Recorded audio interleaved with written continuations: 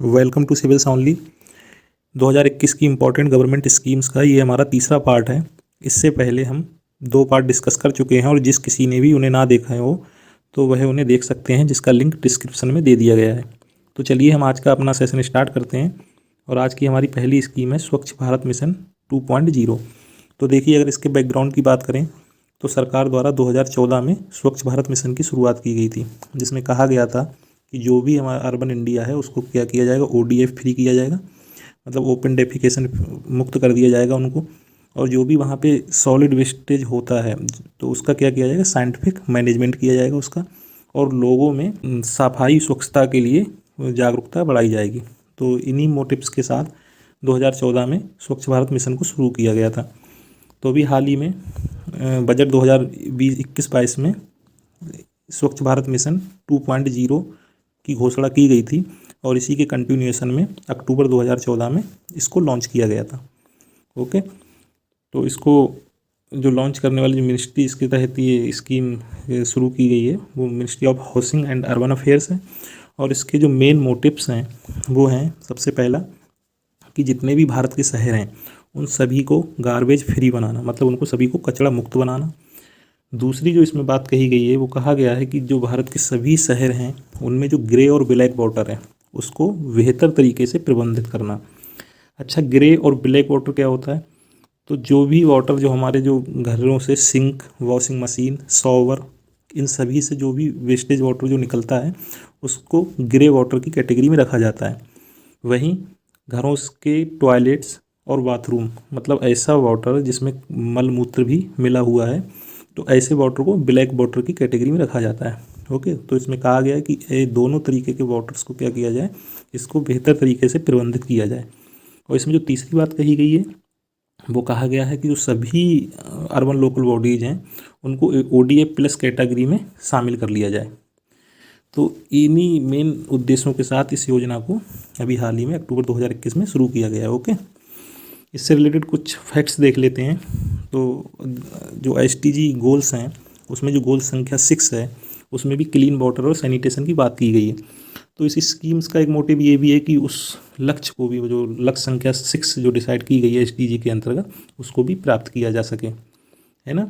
और ये पहल तीनों लोगों, मतलब इसमें स्टेट्स, UT के साथ साथ मिनिस्ट्री ऑफ हाउसिंग और अर्बन अफेयर्स और लोकल अर्बन बॉडी, ये भी इसमें शामिल थे। तीनों लोगों के संयुक्त प्रयास से इसको बेहतर रूप से संचालित करने का प्रयास किया जाएगा।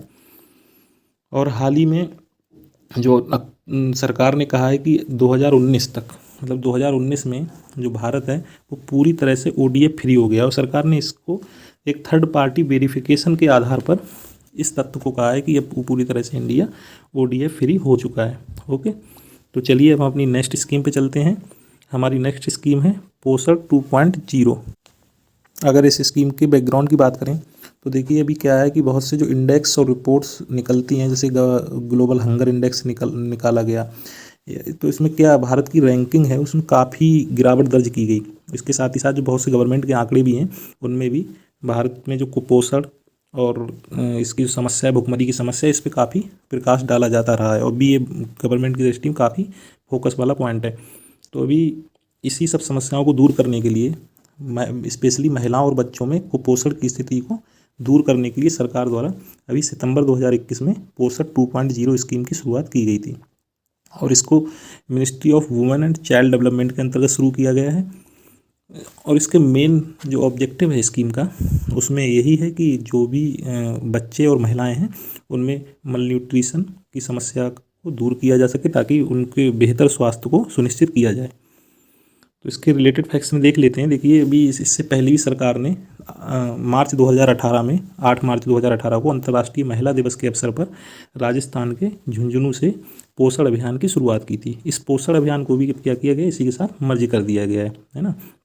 और अभी इस स्कीम में कहा गया है कि अब सितंबर माह को, जो भी सितंबर महीना होगा उसको पोषण माह के रूप में हम मनाया जाएगा पूरे देश भर में।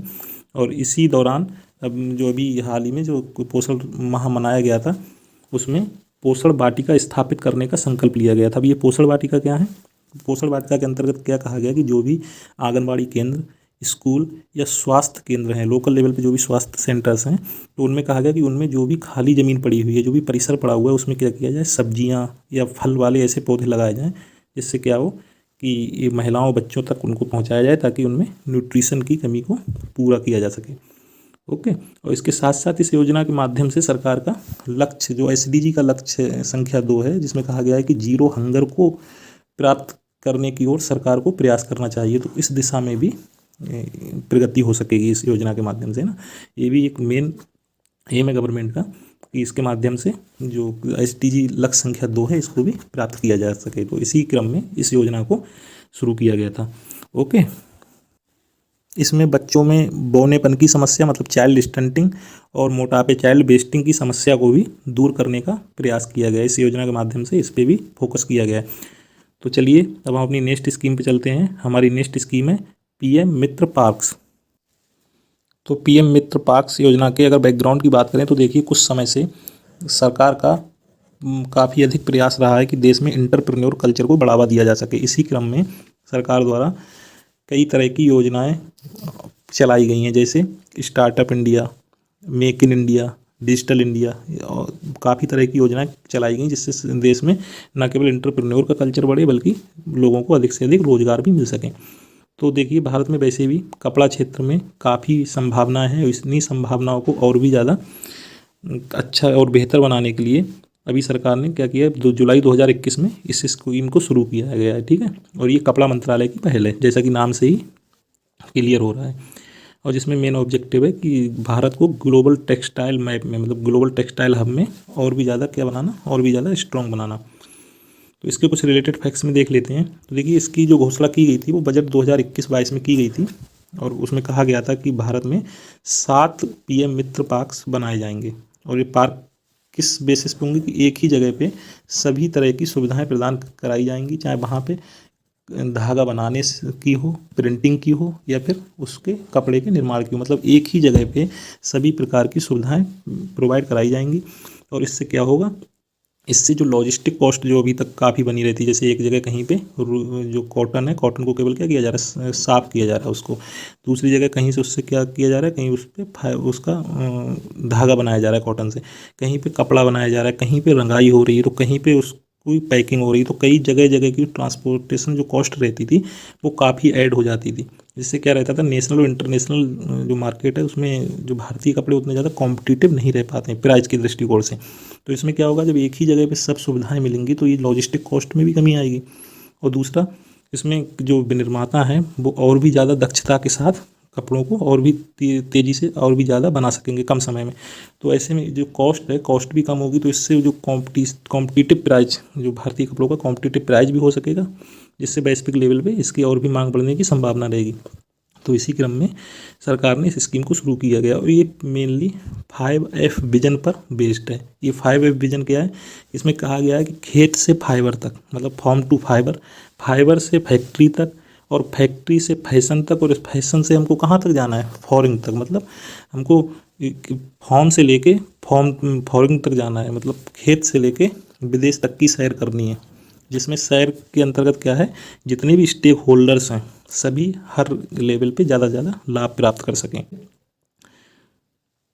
और इसमें क्या है, लगभग सरकार का आंकड़ा है कि इस स्कीम के द्वारा ये जो पार्क बनाए जाएंगे तो लगभग एक पार्क से 1 लाख प्रत्यक्ष और 2 लाख अप्रत्यक्ष रोजगार भी सृजित होंगे। मतलब ऐसा सरकार का आंकड़ा है कि एक पार्क से इतने रोजगार सृजित होंगे, तो समझिए फिर 7 पार्क से कहाँ तक फिर कितना रोजगार सृजित हो सकता है ना। तो इसीलिए काफ़ी इंपॉर्टेंट स्कीम है। चलिए अब हम अपनी नेक्स्ट स्कीम पर चलते हैं। हमारी नेक्स्ट स्कीम है स्माइल स्कीम, मतलब support for marginalise individuals for livelihood and enterprise. तो देखिए अगर इसके बैकग्राउंड की बात करें तो क्या है कि देश में काफ़ी समय से जो भी मार्जिनलाइज सेक्शन है या वंचित तबका है जो समाज का, उसके लिए सरकार द्वारा बहुत सी योजनाएं चलाई गई, लेकिन जो ट्रांसजेंडर्स कम्युनिटी है या फिर जो भी भिक्षावृत्ति जैसे कामों में लगी हुई जो कम्युनिटी है, उसके लिए कुछ स्पेसिफिक योजनाओं का अभी तक अभाव बना हुआ था, है ना। और वैसे भी जनगणना 2011 के आंकड़ों के अनुसार भारत में लगभग 4 लाख से भी अधिक भिक्षावृत्ति में संलग्न लोगों की संख्या बताई गई थी, जिसमें पश्चिम बंगाल सबसे शीर्ष पर है, उसके बाद उत्तर प्रदेश और बिहार का नाम आता है। तो इसी क्रम को कंटिन्यू करते हुए सरकार ने इन्हीं समस्याओं को दूर करने के लिए अभी हाल ही में जुलाई 2021 में इस योजना की शुरुआत की है, जिसका मेन फोकस एरिया ट्रांसजेंडर्स और जो भिक्षावृत्ति में संलग्न लोग हैं, वेगर्स हैं, उनको रखा गया है। और ये सोशल जस्टिस और एम्पावरमेंट मंत्रालय की पहल है, और जिसका ऑब्जेक्टिव है जो मार्जिनलाइज सेक्शन है, मार्जिनलाइज मतलब यही भिखारी और ट्रांसजेंडर कम्युनिटी, इनका कल्याण करना और इनको एजुकेशन प्रोवाइड कराना, इनका रिकॉर्ड मेंटेन करना, इनको मेडिकल फैसिलिटी प्रोवाइड कराना और उनको रिहेबिलिटेट करना। ठीक है, तो इन्हीं सब उद्देश्यों के साथ इस योजना को शुरू किया गया है। और देखिए, सेंट्रल गवर्नमेंट के साथ साथ स्टेट गवर्नमेंट्स ने भी, जैसे कर्नाटक ने अभी हाल ही में ट्रांसजेंडरों को सभी गवर्नमेंट स्कीम्स में, गवर्नमेंट जो भी उसका सरकारी नौकरियों में आरक्षण देने की बात कही। मतलब तो सेंट्रल गवर्नमेंट के साथ साथ स्टेट गवर्नमेंट्स ने भी इस तरह की पहल शुरू कर दी है, क्योंकि इन लोगों के लिए वैसे कोई स्पेसिफिक योजनाएं नहीं थी, इसलिए इनको और भी समस्याओं का सामना करना पड़ता था। इसी तरह से अभी हाल ही में तेलंगाना ने भारत का पहला ट्रांसजेंडर कम्युनिटी डेस्क खोला है ना। तो इन सभी से क्या होगा, इस तरह की जो समाज के वंचित जो तबके की श्रेणी में आने वाले ऐसे लोग, तो क्या होगा, इनका सशक्तिकरण होगा और ये भी मेन स्ट्रीम में आ सकेंगे। तो देखो, अगर इसके रिलेटेड फैक्ट्स देख लेते हैं कुछ, तो इसके अंतर्गत क्या किया सरकार ने, एक सेंट्रल सेक्टर स्कीम शुरू की है। किसके लिए? वेगर्स के लिए। इसका नाम है comprehensive rehabilitation of person engage in the act of weighing, है ना। तो जो भी भिक्षावृत्ति में संलग्न व्यक्ति हैं, उनके पुनर्वास के लिए भी इसी के तहत एक सब स्कीम के रूप में सरकार ने एक स्कीम स्टार्ट की है। और अभी इसको क्या है, पायलट फेज में, मतलब पायलट प्रोजेक्ट के रूप में इसको भारत के 7 शहरों में, जिसमें दिल्ली, बेंगलोर, हैदराबाद, इंदौर, लखनऊ, नागपुर और पटना शामिल हैं, इन 7 शहरों में इसको पायलट बेसिस पे अभी चलाया जा रहा है ना। इसके बाद हो सकता है आगे चलकर इसको और भी एक्सटेंड किया जाए, लेकिन अभी इन 7 शहरों में पायलट बेसिस पे इसे शुरू भी कर दिया है, जो इसी के अंतर्गत एक सब स्कीम है। ठीक है, तो हम अब अपनी नेक्स्ट स्कीम पे चलते हैं। हमारी नेक्स्ट स्कीम है Atal mission for rejuvenation and urban transformation, मतलब अमृत 2.0। तो देखिए, अगर इसके बैकग्राउंड की बात करें तो अभी क्या है, भारत में शहरों की स्थिति अगर देखी जाए तो 2011 की जनगणना में जो आंकड़े दिए गए हैं, उसमें कहा गया कि भारत की लगभग 31% जो जनसंख्या है वो शहरी है। और जो यूनाइटेड नेशन है, संयुक्त राष्ट्र, उसका एक आंकड़ा है कि 2050 तक भारत में लगभग 50% जनसंख्या अर्बनाइज हो जाएगी। और इसी के साथ साथ जो नेशनल कमीशन ऑन पॉपुलेशन है, उसने 2019 में अपनी एक रिपोर्ट में कहा था कि 2036 तक भारत की जनसंख्या बढ़कर लगभग 1518 मिलियन हो जाएगी, जो 2011 की जनगणना के आधार पर लगभग कितनी है, 1211 मिलियन, है ना। तो लगभग सभी आंकड़ों से यही चीज़ निकल के आती है कि आने वाले समय में भारत में शहरीकरण को बढ़ावा मिलेगा। और वैसे भी जब आर्थिक सशक्तिकरण बढ़ता है, जब आर्थिक सशक्तिकरण होता है लोगों का, तो कहीं ना कहीं बेहतर स्वास्थ्य या बेहतर शिक्षा के लिए लोग शहरों की तरफ वैसे ही अधिक से अधिक पलायन करना शुरू कर देते हैं। तो इसी क्रम में सरकार द्वारा अब शहरों को बेहतर तरीके से मैनेज करने के लिए तरह तरह की स्कीम्स चलाई जा रही हैं, है ना। तो इसी क्रम में सरकार ने 2015 में अमृत मिशन की शुरुआत की थी, और इसी को अभी अक्टूबर 2021 में एक्सटेंड करते हुए अमृत 2.0, मतलब Atal mission for rejuvenation and urban transformation 2.0 की शुरुआत की है। इसको मिनिस्ट्री ऑफ हाउसिंग और अर्बन अफेयर्स के अंतर्गत शुरू किया गया है। और इसमें जो मेन ऑब्जेक्टिव हैं, इसमें पहला ऑब्जेक्टिव है कि जो भी शहर हैं भारत के, उनको आत्मनिर्भर और वाटर सिक्योर बनाना, है ना। क्योंकि शहरों में आत्मनिर्भरता बढ़ाना और उनको वाटर सिक्योर बनाना। और इसमें जो दूसरा कंपोनेंट है वो है, जो अभी तक जो वाटर सप्लाई की जो कवरेज थी वो 500 शहरों तक लगभग रखी गई थी। अब उसको क्या करना है, देश के लगभग 4700 शहरों तक उसको पहुंचाना, मतलब लगभग 100% शहरों को टैप वाटर सप्लाई के अंतर्गत कवर करना। इस मिशन के अंतर्गत लगभग 2.68 crore urban house hold tap connection को और भी प्रोवाइड कराना। ठीक है, तो बेसिकली अगर कहें तो इस स्कीम का जो मेन मोटिव है वो वही है कि शहरों को और भी ज़्यादा सतत विकास लक्ष्य की ओर अग्रसर करना, उनमें बेहतर मैनेजमेंट करना। क्योंकि क्या होता है, जब शहरों में पॉपुलेशन अब बहुत ज़्यादा बढ़ रही है तो वहाँ पे लगातार झुग्गी झोपड़ियों की समस्या को भी बढ़ावा मिल रहा है, और ये समस्या कहीं ना कहीं खराब स्वास्थ्य, खराब शिक्षा के साथ साथ अपराधीकरण को भी बढ़ावा देने के रूप में सामने आती हैं। तो इसी क्रम में ये सब चीज़ें बहुत ज़रूरी भी हो गई हैं अब आजकल, क्योंकि अब भारत जैसे देश में जहाँ लगातार शहरीकरण को बढ़ने की तरफ एक आंकड़ा देखा जा रहा है कि लगातार शहरीकरण की प्रक्रिया यहाँ पे तेज़ी हो रही है, तो ऐसे में इस तरह की जो पहल है वो काफ़ी कारगर है। तो ठीक है, आज के सेशन में हमने कुछ और इम्पोर्टेंट्स गवर्नमेंट स्कीम्स और प्रोग्राम की चर्चा की।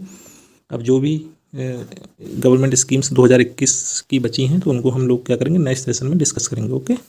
Okay, thank you.